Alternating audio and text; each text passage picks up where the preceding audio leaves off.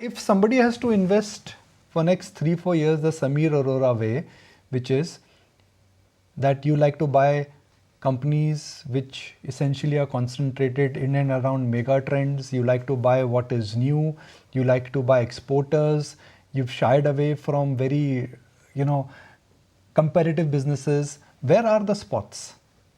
So as I said, actually our model does not say buy concentrated, because we are strong believers that you actually exactly don't know whose turn it is next.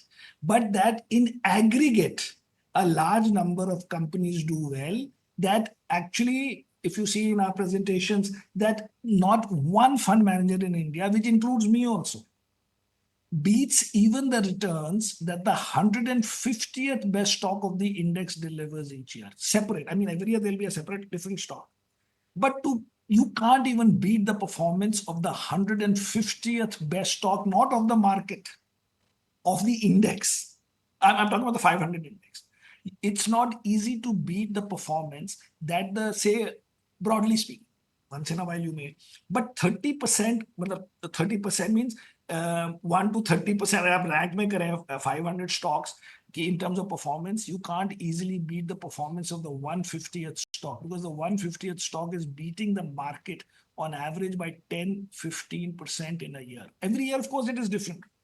Point being that so many stocks do well that there is no need to be overly concentrated. Therefore, I don't do what you're saying about. I'm saying you should cover your angles a little bit.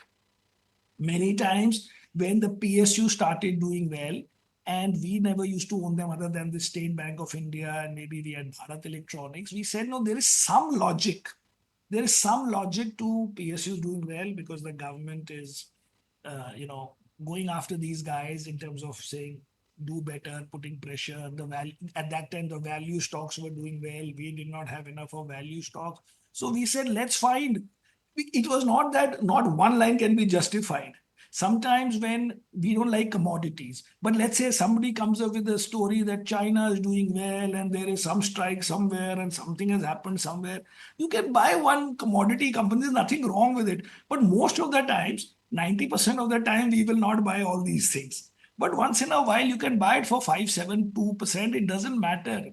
You are not to add value on 100% of the stocks. Some 3-5% might be more to cover yourself, might be more because it looks okay from some angle, but we don't have a history of doing well there.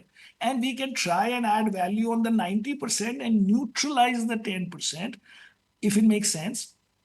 Rather than every day worrying, this stock is doing well, but we don't like it for our reasons. And our reasons are also, in some sense, qualitative, that we never liked PSU management, but we used to own what we liked, which was, say, State Bank, or at one point, even till today, but at that point, Bharat Electronics, whatever. So these things are not to be cast in absolute this thing. I see many presentations that I like companies which grow at 15%, say EPS, and some 18% ROE or 15% ROE.